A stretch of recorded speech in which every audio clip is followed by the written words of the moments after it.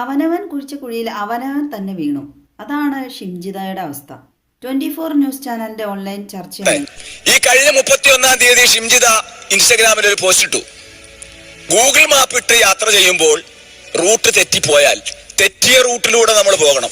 അങ്ങനെ പോകുമ്പോൾ നമുക്ക് ആനന്ദകരമായ ഏതെങ്കിലും ഒരു കാഴ്ചയിലായിരിക്കും നമ്മുടെ ക്യാമറ ചെന്ന് പതിക്കുന്നത്. അതാണ് ആളുകൾക്ക് വിരുന്നായി കൊടുക്കാൻ പറ്റുന്നത്. ആ വിരുന്നാണ് ഒരു പാവപ്പെട്ട മനുഷ്യനെ വിരുന്ന് കൊടുത്തത്. ഇപ്പൊ ഷിംജിതയുടെ ഉള്ളിലിരിപ്പ് മനസ്സിലായല്ലോ. മനസ്സിൽ നിറഞ്ഞു കവിന്നാണ് വായ സംസാരിക്കുകയുള്ളെന്നാണ്. ആ ഷിംജിതയുടെ മനസ്സിൽ എന്തായിരുന്നോ അതാണ് സമൂഹ മാധ്യമങ്ങളിലൂടെ ഓരോ പോസ്റ്റുകളായിട്ട് ഇട്ടുകൊണ്ടിരുന്നത്. തെറ്റിയ വഴി കൂടെ പോയി എന്ത് തെറ്റ് ചെയ്താലും വേണ്ടില്ല, ഒരാളെ കൊന്നിട്ടാണേലും വേണ്ടില്ല, കണ്ടന്റ് ക്രിയേറ്റ് ചെയ്ത് റീച്ച് ഉണ്ടാക്കിയാൽ മതി. റീച്ച് വിളിക്ക്. റിമാൻഡ് റിപ്പോർട്ട് അനുസരിച്ച് ഷിംജിതയ്ക്ക് ജാമ്യം കിട്ടാൻ സാധ്യത കുറവായിരിക്കണം.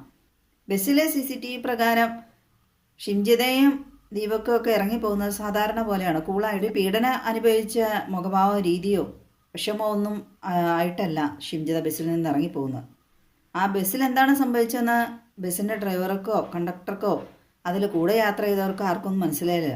ഷിംജിത സമൂഹ മാധ്യമങ്ങളിൽ ദീപക് തന്നെ പീഡിപ്പിച്ചു എന്ന് ആരോപിച്ചുകൊണ്ട് പങ്കുവച്ച വീഡിയോയിൽ മുഖം കാണത്തക്ക വിധത്തിൽ ഉൾപ്പെട്ടിരിക്കുന്ന സ്ത്രീ ഷിംജിതയ്ക്കെതിരെ പരാതി കൊടുത്തിട്ടുണ്ട് കണ്ണൂർ പോലീസിൽ. ഏതായാലും ആ പെൺകുട്ടി പരാതി നൽകാൻ തയ്യാറായല്ലോ. നിരപരാധിയുടെ മരണം അത് നിരപരാധിത്വം കൊണ്ട് തന്നെയാണെന്ന് തെളിയിക്കാൻ ഇതുപോലെ ആ ബസ്സിലെ മറ്റ് യാത്രക്കാരും കൂടെ മുന്നിട്ടിറങ്ങുകയാണെങ്കിൽ ഷിംജിതയുടെ എല്ലാ കള്ളത്തരങ്ങളും പൊളിയുന്നതായിരിക്കും. ജാമ്യം കിട്ടാതെ ജയിലിൽ കിടന്ന ഒരു പാഠം ചെറുതായിട്ടെങ്കിലും പഠിക്കുമായിരിക്കും. അവരതിനെ റെക്കോർഡ് ചെയ്യുന്നു. അതിന് മുമ്പ് വേറൊരു സ്ത്രീക്ക് ഇത് ഉണ്ടായെന്ന് അവർ പറയുന്നുണ്ട്. നമുക്കറിയില്ല. കണ്ടോ, അറിയാതെ ആ സ്ത്രീയുടെ മനസ്സിലുള്ളത് പുറത്തേക്ക് വന്നു. ഷിംജിത ചെയ്തത് തെറ്റാണ്. ദീപകിന്റെ അടുത്തും ഈ ഷിംജിതയുടെ അടുത്ത് നിന്ന് യാത്ര ചെയ്ത സ്ത്രീക്ക് എന്തോ അസ്വസ്ഥത ഉണ്ടായത് കണ്ടുകൊണ്ടാണ് വീഡിയോ എടുത്ത് ദീപക് പീഡിപ്പിക്കുന്ന പോലെ തോന്നി എന്നൊക്കെയാണ് ഷിംജിത പറയുന്നത് വീഡിയോയിൽ. അപ്പോൾ അത് ശരിയാണോ എന്ന് അറിയില്ല. എല്ലാ കാര്യങ്ങളും വ്യക്തമായിട്ട് ഏത് പൊട്ടനും കൊച്ചു കുട്ടിക്ക് പോലും മനസ്സിലാവും ആ ഷിംജിത സമൂഹ മാധ്യമങ്ങളിൽ പങ്കുവെച്ച വീഡിയോസൊക്കെ കണ്ടിട്ടുണ്ടെങ്കിൽ. പിന്നെ ഇത്രയും പ്രായമുള്ള ഈ സ്ത്രീകൾക്ക് ഇത് മനസ്സിലാവാനായിട്ടൊന്നുമല്ലോ. സമൂഹ മാധ്യമങ്ങളിൽ ഇതുപോലെ വന്നിട്ട് പൊതുവേദികളിൽ വന്നിട്ട് വലിയ സ്റ്റാർ ആവണം എന്നൊക്കെ ചിന്തിക്കുന്നവരായിരിക്കും അത്. അതുകൊണ്ടാണല്ലോ അവർ അനീതിക്ക് വേണ്ടി പോരാടുന്നത്. ആ ചാനൽ ചർച്ചാ വേദിയിൽ കുടുംബമായി ജീവിക്കുന്ന കുടുംബമായ്മയുള്ള നല്ല സ്ത്രീകളിരിപ്പുണ്ട്. അവർക്ക് കാര്യം മനസ്സിലായത് അവർ ആ വീഡിയോയിൽ കണ്ടതെല്ലാം വളരെ വ്യക്തമായി അവർ പറയുന്നുണ്ട്. അവിടെ ഒരു പീഡനം നടന്നതായിട്ട് ആരും കണ്ടിട്ടില്ല ആ വീഡിയോയിലൊന്നും. എല്ലാം എഡിറ്റഡ് ആണ്, ക്രിയേറ്റഡ് ആണെന്നുള്ളതൊക്കെ. നമ്മുടെ അടുത്ത ഒരാൾ എന്തെങ്കിലും ഒരു മോശം എന്ന് നമുക്ക് തോന്നിക്കഴിഞ്ഞാൽ നമുക്ക് നോ പറയാനുള്ള അവസരമുണ്ട്.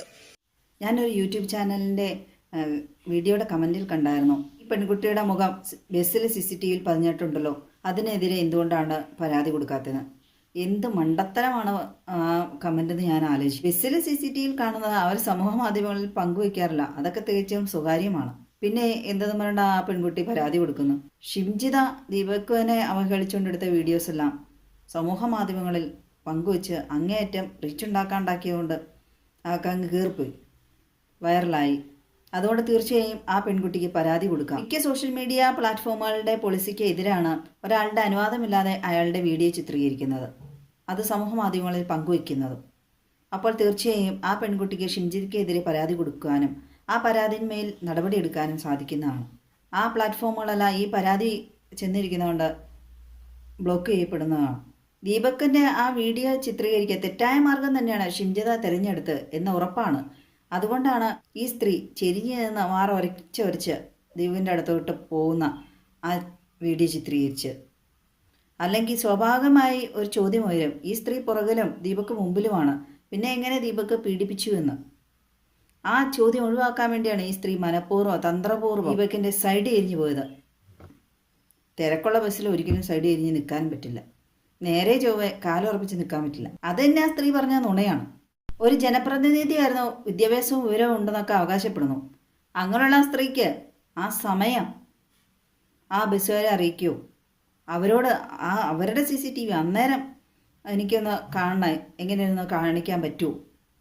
പോലീസിൽ പരാതി കൊടുക്കാൻ മടിയായിരിക്കുക എങ്കിൽ അങ്ങനെയൊക്കെ ചെയ്യാമായിരുന്നു. എന്തുകൊണ്ട് ഒരു രീതിയിലും പ്രതികരിച്ചില്ല? പ്രതികരിച്ചാൽ അറിയാം ചെയ്യുന്നത് തെറ്റാണ്, ഒട്ട പ്രതികരണമായിരിക്കും, താൻ തന്നെ അകപ്പെടുകയുള്ളൂ. അത് തന്നെയാണ് സംഭവിച്ചപ്പോൾ. പ്രതികരിച്ചില്ലെങ്കിൽ മരണത്തിലൂടെ പ്രതികരിച്ചു ദീപക് എന്ന യുവാവ്. കാരണം ദീപകിന് അറിയാവുന്നവരെല്ലാം പറയുന്നത് അദ്ദേഹം ഒരു അയ്യോഭാവമാണ് അല്ലേ. ഈ ഷിംജിതേനെ പോലെ തന്നെ ഒരു താടകയാണ് ശ്രീലക്ഷ്മി അറയ്ക്കൽ. ആ പേര് പോലെ തന്നെ അറയ്ക്കും. 2 വിവാഹം ചെയ്തു, 2 പേരും ഉപേക്ഷിച്ചു. അപ്പം അറിയാലോ ആ സ്ത്രീയുടെ കയ്യിലിരിപ്പ്. അതിൻ്റെ ഒരു ഫ്രസ്ട്രേഷനാണ് ആ പുള്ളിക്കാരി. ഇതുപോലെ എന്തെങ്കിലും സമൂഹ മാധ്യമങ്ങളിൽ സെൻസേഷനിലാവുന്ന ന്യൂസ് ഉണ്ടെങ്കിൽ അത് കയറി പിടിച്ച് പിന്നെ അങ്ങ് വലിയ സ്റ്റാർ ആവാൻ ശ്രമിക്കുകയാണ്. എന്തിനാണോ ഈ ചാനലുകാരൊക്കെ ആ വക സാധനത്തിനൊക്കെ അതിനകത്ത് കൊണ്ടുവന്ന് ഇരുത്തണേ? ആ ചാനലിൻ്റെ പേര് പോവും. ദീപക് നിരപരാധിയാണെന്ന് തെളിയിക്കാൻ ജീവിച്ചിരിക്കുന്ന തെളിവുകളാണ് ആ ബസ്സിൽ യാത്ര ചെയ്ത ഈ ഷിംജിതയ്ക്കെതിരെ പരാതി കൊടുത്ത സ്ത്രീനെ പോലുള്ളവർ. അച്ഛനെ തല്ലിയാലും അമ്മനെ തല്ലിയാലും 2 വിഭാഗക്കാർ കാണൂലോ. അതുണ്ടാവുമെന്ന് ഷിംജിതയ്ക്ക് നന്നായിട്ടറിയാം. ഇത് സെൻസേഷണൽ ആയിട്ടുണ്ടെങ്കിൽ സൈക്കോളജിക്കൽ വെപ്പണായിരിക്കാം ഒരുപക്ഷെ. കാരണം ഈ പുള്ളിക്കാരി വലിയ സൈക്കോളജിസ്റ്റ് ആണെന്നൊക്കെയാണ് പറയണത്. ഷിമ്മിത്താത്താണ് വാർത്തകൾ ഒരു ദിവസം തന്നെ ഏതാണ്ട് മിനിറ്റുകൾ വെച്ചാണ് വന്നുകൊണ്ടിരിക്കുന്നത് ന്യൂസ് ചാനലുകളിലും അല്ലാത്ത സമൂഹ മാധ്യമങ്ങളിലുമൊക്കെ. ഈയിടെ ഇത്രയും ചർച്ചാ പ്രാധാന്യമുള്ള ഒരു വിഷയം ഉണ്ടായിട്ടുണ്ടെന്ന് തോന്നുന്നില്ല. എനിക്ക് തോന്നുന്നു രാഹുൽ മാങ്കൂട്ടത്തിൻ്റെ വിഷയത്തേക്കാൾ കൂടുതൽ ചർച്ച ചെയ്യപ്പെട്ട ഇതാണോന്ന്. കാരണം ഈ വീഡിയോ പ്രചരിച്ച് അങ്ങ് റീച്ചുണ്ടായി വിദേശത്തേക്കൊക്കെ പോയതുകൊണ്ട് ലോകം മൊത്തം വ്യാപിക്കുകയാണല്ലോ. ഗൾഫിൽ ഇരുന്ന ആൾക്കാരാണ് ദീപകിൻ്റെ കട ഓണർക്ക് അയച്ചു കൊടുത്തത്. തമിഴ് പോലെയുള്ള ഭാഷയിലൊക്കെ ഈ ദീപകിൻ്റെ വിഷയം കൈകാര്യം ചെയ്യുന്ന സ്ത്രീകളൊക്കെ പച്ചത്തെറിയാണ് ഷിംജിതനെ വിളിക്കുന്നതെന്നാണ്. കാരണം ഭാഷയ്ക്ക് അതീതമാണ് വികാരം എന്നൊരു സംഗതി.